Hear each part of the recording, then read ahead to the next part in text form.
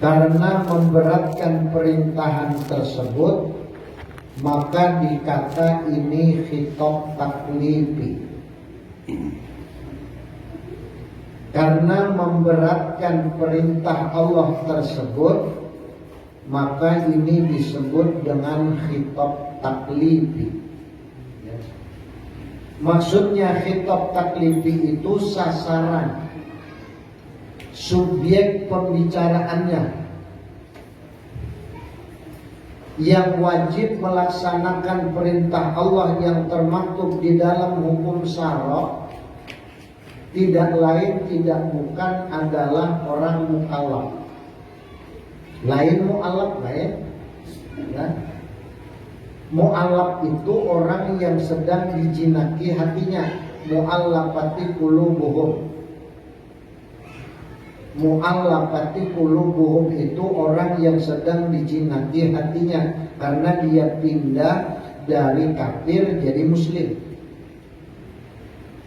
Itu kita jinaki, kita bujuk hatinya supaya jangan sampai dia kembali ke agama yang lama. Maka disebut mu'allaf. Kalau di sini namanya khitab taklifi, sasarannya, tujuannya hukum syara adalah khusus orang mukallaf. Maksud mukallaf di sini tidak lain tidak bukan orang yang beragama Islam yang sudah sampai batas umur yang ditentukan oleh Allah. Berapa batas umur? Rata-rata umat Nabi Muhammad laki-laki kalau Indonesia 15, bini-bini 10. Ada yang di bawah 10 sudah mulai mukallaf, balik sudah. Laki-laki ada yang 16 hanya balik. Tapi ada juga yang belum mencapai usia 15, dia sudah dinyatakan balik oleh Allah karena sudah keluar, sudah nampak, sudah terbit, sudah ditunjukkan dengan tanda-tanda yang ada di dalam dirinya. Pertama, amun laki-laki ini nak keluar hulkum, nah hulkumnya tercipta dari buah huldi. Apa yuk? Biar banjar pak, hulkum lah tatakukan lah. Nah tatakukan, lain takukan lah ya. Bila sudah terbit yang namanya hulkum, seorang laki-laki itu dinyatakan balik oleh Allah, biasanya pasti suaranya berubah. Yang asalnya suaranya itu apa yuk di dalam kesenian itu bahari sempat belajar juga kan? Tenor, bariton, lawan bass, itu lah. Pada saat dia belum balik suaranya mungkin tenor, mungkin bariton. Tapi ketika hulkum sudah keluar, dia dinyatakan balik oleh Allah sampai sudah batas mukallaf, suaranya jadi bass. Dia sudah. Itu tanda pertama. Baiklah sudah. Tanda yang kedua, dia akan mengenal lawan jenis. Bisa sudah berpacaran? Ya bahasa Inggrisnya tuh urak dulu. Menyingking sudah menyingking. Nah ya tak. Bilanya anak kita, kan cucu kita kemanakan bila sudah mulai pinandu lawan dibinian, sudah pindah kisir-kisir, pindah mulai ngejambul sudah. Ya hati-hati tak. Merabung kalau di bawah sudah. Ini bila sudah mulai balik merabung, bagian merabung sudah. Nah lalu yang ketiga, tanda-tanda seorang laki-laki balik atau mukallaf, ini pernah termimpi. Ujian abah guru itu termimpi naiki nyior keluar bani nyior. Mimpi basah. Pokoknya bila sudah pernah termimpi Hati-hati sudah tuh, jangan tapi diparatakan lawan bibinian, membingkas tuh ya. Nah, hati-hati yang sudah. Maka jadi bila laki-laki sudah balik, sudah dia pernah mengeluarkan air sperma, jangan banyu mani, nah sudah hati-hati, jangan diparatakan lawan bibinian lagi sudah. Balik sudah. Ya. Kemudian tanda-tanda yang lain, pakaiannya sudah mulai berubah. Nah asalnya kulisaan mulai sudah bisa berjengking. Itu laki-laki. Kalau bini-bini, tanda nang nampak inya sudah mulai menstruasi atau datang bulan. Bila sudah bini-bini itu mulai haid, umurnya berapakah? 10 kah, 11 kah, 12 kah? Balik sudah. Ketika dia sudah dinyatakan balik, ketika dia sudah dinyatakan mukallaf, dia sudah diberati dan dibebani dengan perkara yang diwajibkan di dalam Islam, khitab hukum syar'i masuk. Hukum syara' sudah berlaku kepadanya. Hukum yang sudah dibawa oleh Rasulullah terdapat di dalam Al-Quran dan hadis. Dalam sehari semalam dia wajib sholat. Ketika datang bulan Ramadan dia sudah wajib puasa. Ketika ada punya kemampuan dia wajib mengeluarkan zakat. Kalau dia sudah mampu, dia wajib melaksanakan ibadah haji karena dia sudah mukallaf. Jelas kan? Jelas kan? Nah jelas tak. Amun kita nang ada lagi balik, tak balik sudah. Nah kita ini nang ada nih, nang rata-rata nih, nah sudah artinya ada lagi alasan untuk bisa menghindarkan dari berbagai macam kewajiban yang ada di dalam Islam. Bicara sembahyang, kadang kala lagi beruling, kadang kala lagi sudah. Puasa kadang kala lagi diindah, kecuali ada alasan yang dibolehkan oleh hukum syara. Ya. Boleh dia sholatnya di waktu maghrib ditarik kerjakan di waktu isya, boleh. Kalau dia dalam kondisi musafir dan musafirnya menempuh jarak minimal 2 marhalah 85 kilo. Dari itu 82 lah. Minimal 82 di dalam Sabilal Mu'tadid, di dalam kitab I'anatul Talibin itu minimal 82 km. Nang tepat itu jangkauan 90. Nah, tapi bagi ulur meskipun di sana 82, bila mencapai 80 menggawi sudah rukhsah. Kemudahan, istisna, pengecualian, rukhsah yang diberikan oleh Allah supaya kita tidak ada lagi alasan untuk meninggalkan sholat. Ini alasan. Bicara tentang perkara hukum syara', wajib kita ketahui, siapapun dia, dimanapun dia, dalam keadaan apapun dia, kalau dia sudah dinyatakan mukallaf, dinyatakan balik, apapun yang menjadi ketentuan hukum syara' jangan pernah diabaikan. Contoh sederhana, bicara urusan sholat, Allah sudah katakan di dalam Al-Quran, wailul lil musallin alladzina hum an salatihim sahun. Celaka orang yang sembahyang. Arti wailun itu jurang di dalam neraka. Kenapa sampai dia masuk ke jurang neraka? Kenapa dia dikatakan Allah sebagai manusia yang celaka? Karena dia sholatnya sahun, sholatnya itu lalai. Sembahyang jua, cuman sembahyangnya lalai, lambat. Nah dulu, asik dulu, beitong. Atau asik lawan TV, asik lawan sinetron, asik lawan apapun, lalu lambat sembahyang. Tanpa alasan saro, jangan pernah kita abaikan, jangan pernah kita lalaikan sholat. Orang yang melalaikan sholat, sanksinya berat. Orang yang mengabaikan sholat, sanksinya parah. Orang yang menyepelekan urusan sholat, bahayanya sangat besar. Tapi bagi mereka yang mau menjaga waktu sholat, sebagaimana yang disebutkan di dalam kitab Asraris Shalah bagi Imam Abdurrahman Siddiq Tembilahan, cucu Gatot Kalampayan, ujar Siddiq, bila mampu menjaga sembahyang, menjaga waktu sembahyang, pasti Allah jaga juga rezekinya.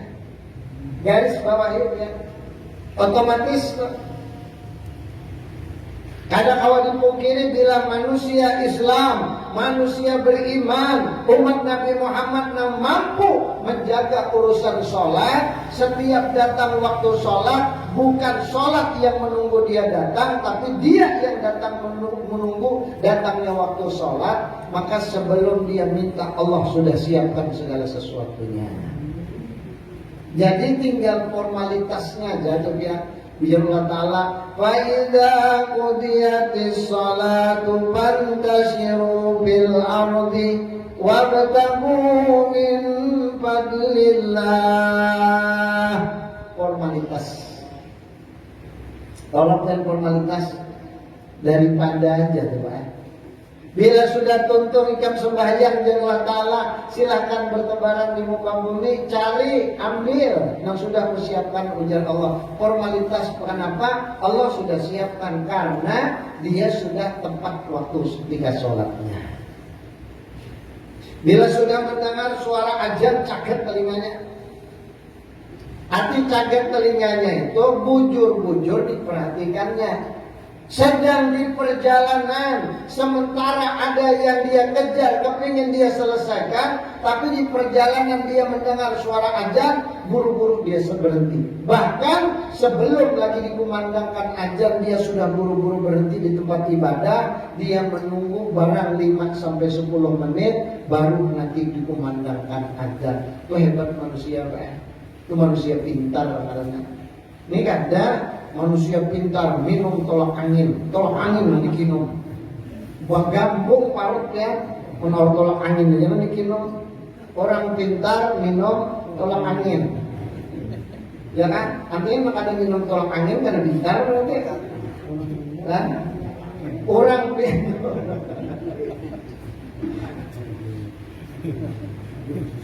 Orang pintar itu adalah orang yang mampu menjaga waktu sholat. Sedikit kita bicara fikih karena hukum syara. Kemarin hukum adat. Hukum adat ada 3 macam, ada wajib, mustahil. Hukum akal ada 3 macam, wajib, mustahil, harus. Nah di hukum syara kena ada 1, 2, 3, 4, 5, 6. Nah ada 6 perkara. Panjang pembicaraannya ya. Nah jadi sekali lagi bahwasanya orang kalau sudah dinyatakan mukallaf, dinyatakan balik, sudah diberati dan dibebani dengan perkara-perkara yang diwajibkan oleh Allah di dalam Islam, dia sudah tidak mampu lagi beralasan untuk meninggalkannya atau melalaikannya. Dan yang namanya kiraman katibin, yang namanya malaikatul hafadzah, itu sudah berfungsi ya. Malaikat yang menjaga dia siang malam pagi sore sehari semalam, bahkan tidak ada waktu yang tidak dicatat oleh malaikat hafadzah, itu sudah berfungsi terhadap umat Nabi Muhammad yang sudah mencapai usia balik. Artinya bila sudah mencapai usia balik, ini sudah ada backup, kita sudah ada nah, intel sudah ada intelnya. Yang menjaga kita kiri kanan sudah ada. Bilanya menggawe nang baik catatnya. Bila menggawe nang jahat, malaikat nang sekongnya mencatat. Kapan dia mencatat? Sejak kita bangun tidur sampai kita mau tidur. Di dalam kitab Al-Quran ditentukan, tafsir menjelaskan, kiraman dan katibin, malaikat rakib dan atid, malaikat hafadzah yang menjaga kita kiri kanan, itu berfungsi menjaga sejak jam 6 sampai jam 6. Mulai jam 6 pagi sampai jam 6 sore. Nah. Tapi yang tepat lagi jam 6 pagi sampai jam 6 pagi. Ada riwayat lain menyebutkan jam 6 sore sampai jam 6 sore. Cuman yang muktamad, yang banyak dipakai adalah malaikat rakib dan atid menjaga kita ini sejak jam 6 pagi sampai jam 6 pagi. Setelah jam 6 pagi itu disupan, kan? Bisukan, ibadah untuk bersubuh.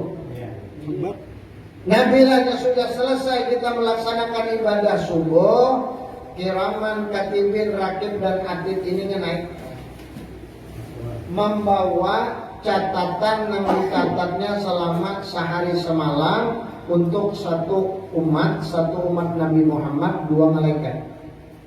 Kalau di dunia ini manusianya 1 miliar, seluruh dunia umpama 1 miliar manusianya nih, berarti malaikatnya 2 miliar sehari. Nah, esok lain pula. Bukan malaikat itu ngantar ke sana balik lagi ada kayak mencatat, padahal ditinggalkan. Ada yang mencatat, kosong ini catatan, ada bisa. Begitu naik yang 2 malaikat ini digantikan oleh 2 malaikat yang baru. Bukan hapus, gantian. Diciptakan oleh Allah malaikat kepada manusia 1 orang. Tiap hari kiraman katibin menjaga kita dalam sehari semalam. 2 malaikat menjaga sehari semalam. Esok 2 pulang malaikat, esok 2 pulang. Kalau kita hidup sampai 50 tahun, nah, seikung orang kena umur 50 tahun, belum aja udah Nabi. Kaliakan 360, kaliakan 2. Berapa? Apalagi kalian kan semua manusia yang ada di muka bumi, ambil kalkulator, bisa ada cukup kalkulatornya. Banyak malaikatnya. Tidak usah kita bicara malaikat yang banyak. Malaikat yang 2 orang menjaga ketika kita sudah ditentukan sebagai mukallaf, maka malaikat sudah berfungsi mencatat segala amal yang kita perbuat sejak kita bangun tidur sampai kita bangun tidur lagi. Catatan kebaikan akan dibawa ke Lauhul Mahfuz. Catatan kejahatan akan dibawa ke Lauhul Mahfuz untuk diabadikan di tempat itu, disimpan di tempat itu, dan tidak bisa direkayasa. Tidak bisa diotak-atik, tidak bisa dirubah. Tidak seperti hukum buatan manusia. Awalnya masih di macam-macam ini. Kisah kebakaran lah, kisah hilang lah, macam-macamnya. Nah, hukum ulahan manusia ini kadang-kadang manusianya dia melanggar. Ada yang nyabu ulah hukum pakai kepentingannya seorang, tapi kadang menutup kemungkinan tak ada cagarnya. Nah, bisa senjata makan tuan ya kan, hati-hati. Ya biar aja lah bebuannya situnya yang pintar-pintar. Kalau di hadapan Allah Ta'ala yang mempertanggungjawabkan misqala dzarratin khairan yarah wa misqala dzarratin syarran yarah. Hati-hati. Biarpun di dunia dia menang, meskipun di dunia dia mampu merekayasa segala sesuatunya yang seharusnya dia dapat sanksi, ternyata dia bisa bebas. Di dunia biar aja, akhirat kena aslinya. Akhirat kena aslinya. Nah, hati-hati. Dunia sementara kan. Jujur aja dunia ini panggung sandiwara. Kita ini bersandiwara berataan. Sutradaranya siapa ya? Allah Ta'ala sutradaranya. Bila jam Allah ini kayaknya sudah ada Allah. Ada kopi indah. Berapa tahun orang di dunia? Paling 60, paling banyak 70, lebih pada 70, bonus sudah. 63 sudah, 7 tahun aja lagi habis kan.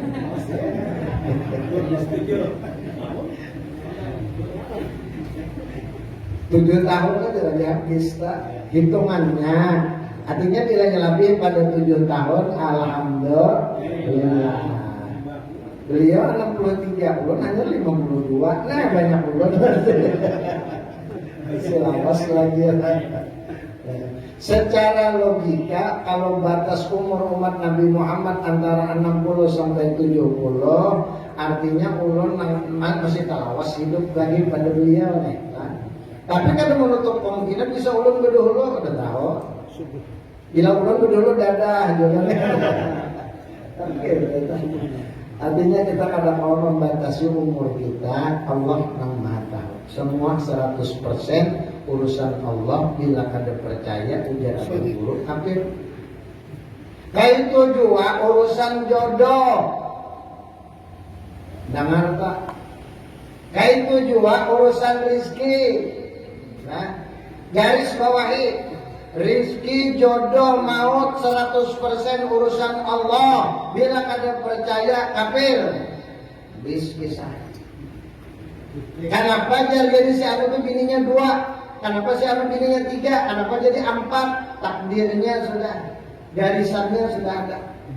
Kenapa inya di sini di Samarinda, bininya di Jakarta situ? Kenapa? Maka dapat orang Jawa. Kenapa? Takdirnya sudah, ketentuannya kodok dan kodar dari Allah sudah dipegang sejak keluar dari rahim ibu. Kada kau dipungkiri. Hanya perjalanannya kayak apa penyebab aja. Intinya karena sudah ditentukan Allah, ikam kena di dunia jodoh ikam 4 orang pasti terjadi itu. Hanya tidak bisa kita bicarakan sebelum dia habis napasnya. Bila sudah meninggal hanya ada kisah. Bila baru meninggal ada tahu lagi batas ujung pada tahun. Nah, pada tahun itu. Nah, kembali kepada isi kitab. Musannif mengatakan hukum syara adalah perintah Allah Ta'ala dengan perbuatan mukallaf. Karena memberatkan perintah Allah itu, maka dikata ini khitab taklifi. Sasarannya khusus orang mukallaf. Yang kedua, menentukan sebab atau syarat atau mani. Lain mani itu baju mahung itu. Mani pakai ain, namanya tegahan, larangan, ya. Yang kedua, menentukan sebab atau syarat atau mani, maka itu dikata khitabul wad'i, yakni ditaruh oleh Allah Ta'ala akan hukum itu.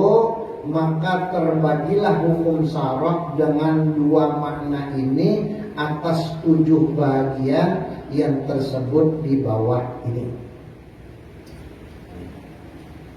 Nah, yang dimaksud dengan khitab taklifi adalah sasaran orangnya. Kita semua taklif sudah. Nah, lalu yang kedua, menentukan sebab atau syarat atau mani kedahan. Menentukan sebab atau syarat. Kenapa jadinya wajib sembahyang? Ini mukallaf. Kenapa jadinya wajib puasa? Ini sudah mukallaf. Kenapa ini wajib mengeluarkan zakat? Ini sudah mukallaf. Kenapa bila dia meninggalkan sembahyang sudah dihitung dosa? Karena ini sudah mukallaf. Nah, jadi yang namanya khitab taklifi itu sudah jelas orang muslim umat Nabi Muhammad yang sudah balik. Nah, lalu yang kedua, menentukan sebab dan syarat atau tegahan. Sudah ditentukan nih. Hukum syara akan menentukan sebab, ya. Hukum syara akan menentukan syarat.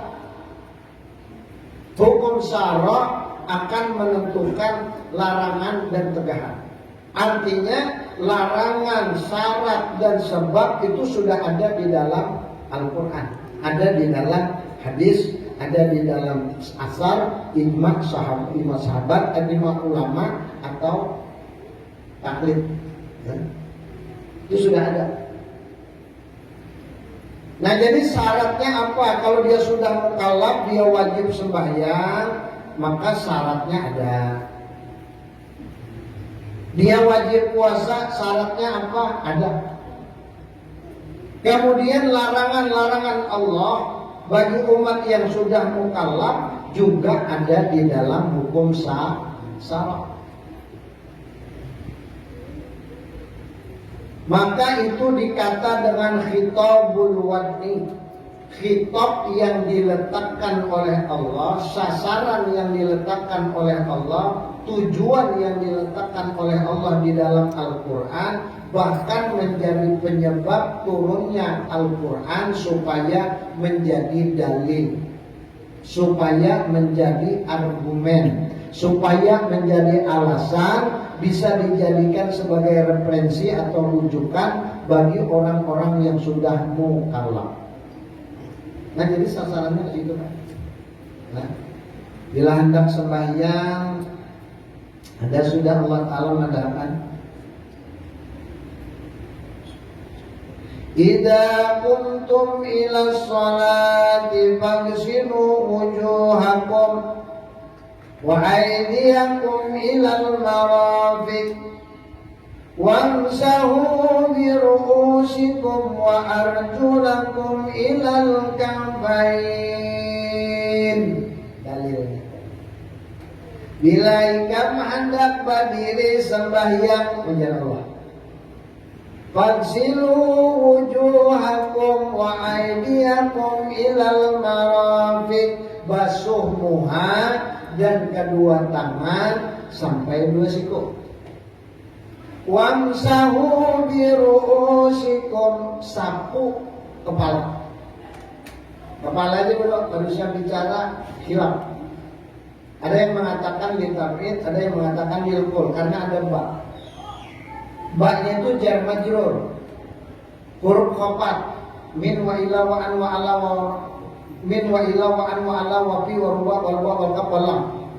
Ba itu termasuk huruf khafat, huruf kasrah. Huruf khafat yang menyebabkan barisnya kasrah. Bi ru'usikum, bukan bi ru'usakum atau bi ru'usukum, kada mau. Pasti bi ru'usikum karena ada jar majrur yang memerintahkan barisnya harus di bawah. Lalu tafsir menjelaskan, ulama-ulama mufassir menjelaskan bahwasanya ba ini menentukan. Ada yang mengatakan litab'id, ada yang mengatakan lilqul. Imam Syafi'i mengatakan bahwasanya ba-nya itu litab'id. Imam Abu Hanifah atau Imam Hanafi dan Imam Ahmad bin Hambal atau Imam Hambali mengatakan ba-nya litab'id, sebagian. Jadi menyapu kepala, wamsahu bi ru'usikum, ru'us itu boleh di sini, boleh di sini, boleh di rambut, ujung rambut boleh. Ujar Imam Syafi'i, Abu Hanifah, Ahmad bin Hambal. Karena memakai ba-nya itu litab'id, sebagian saja boleh menyapu kepala, sebagian bukan membasuh. Nah, menyapu dalilnya mana? Quran. Rasulullah pernah diangkat sini disuruh apa? Bolang imamah, sapu sini sini. Nah, rambut Rasulullah panjang, rambut sini itu diambil sini dan ujungnya jadi sapu sini pernah. Hendak dicurup pas itu ayo, ngapain mencurup ngapain itu nah? Iya. Boleh? Rambut panjang. Atau rambut di binian itu nanti diangkatnya ke muka, ujungnya jadi sapunya boleh.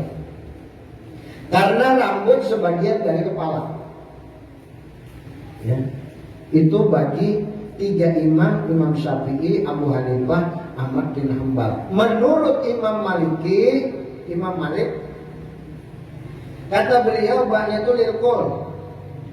Jadi setiap kita menyapu kepala pada saat wudu, wajib sapu semuanya. buka rupiah, nah sapu, nah bulikakan, kada boleh, nah asalnya kada boleh, mau Imam Maliki kada boleh, sebagian kada boleh, harus nah basah, nah bulikakan pula, nah sapu doakan, bulikakan, itu Maliki, bilanya sebagian kada sah di sini, karena beliau menyambat bahwasanya menganggap ba'datul ilkul, ya ada dalilnya. Jadi pun kita koler memacul rupiah, berarti kita makai Imam Syafi'i. Beda yang terjadi di antara ikhtilaf ulama ini yang dikatakan menjadi rahmat bagi umat adalah kalau kita dalam kondisi kepepet darurat ambil mazhab Imam Maliki. Mana contoh? Yang tawaf. Dia lawan bini tolak umroh, dia lawan bini tolak haji. Maka bila ada digandeng bisa lapas nih, bila lapas bisa hilang, ambil orang. Iya kan? Bila tak bisa ngalir di musim umroh masih mending, mau musim haji kan lapas ya mencari, makanya bahasa Arab pada bisa. Atributnya tertinggal, ID card-nya tertinggal, keamanan apa takon. Iya mau dapat lawan orang Indonesia juga. Pesasatnya jauh kemana-mana sana bingung mencari, tak dapat bukan Arab menakal, ada apa? Bahaya tuh ya. Nah makanya supaya kita ini ada terpisah, tingguti bini gandeng. Itu malah. Nah di dalam hukum Islam ketika bersentuh kulit laki-laki dan perempuan tanpa alas, batal jadi Imam Syafi'i, batal jadi Imam Maliki, jadi Imam Hambali, batal jadi Imam Abu Hanifah atau Imam Hanafi, batal. Bila tersentuh, nah tersentuh itu bukan menyentuh, menyentuh apalagi tersentuh aja batal, apalagi menyentuh. Tergantung aja batal, apalagi menggantung, apalagi mengintip, akhirnya nah Imam Maliki kada batal. Imam Malik itu kada menyatakan batal tersentuh kulit laki-laki perempuan, tidak batal. Cuman hebatnya kalau Imam Syafi'i memadahkan keluar angin, bahasa Inggrisnya tak kantor, nah batal. Imam Maliki jangankan tak kantor, hanya bergelorok parut batal sudah. Nah Imam Maliki. Tapi tergantung laki-laki bini kada batal. Cuman bila berbunyi baru lagi keluar anginnya, hanya berbunyi batal sudah. Itu Imam Maliki.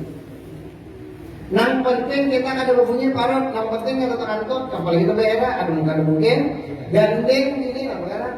Ada apa jadi Imam Maliki, tapi wudunya lilkul.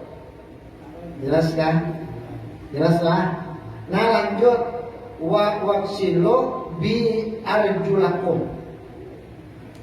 Ada yang memadahkan arjulikum dua barisnya.